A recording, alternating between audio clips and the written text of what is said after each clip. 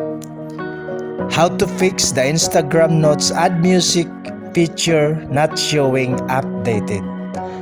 This is tips guaranteed to fix Notes feature with the new Add Music update.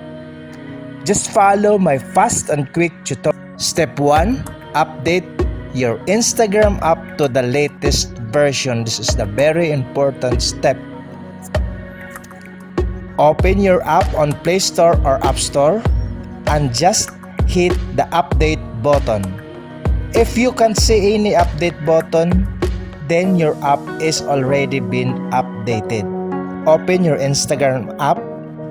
To your chat messages, tap the plus icon on your profile notes. Now select steps do not work. We will submit a report and a screenshot to them to activate your account and add music feature manually. They will activate it for you.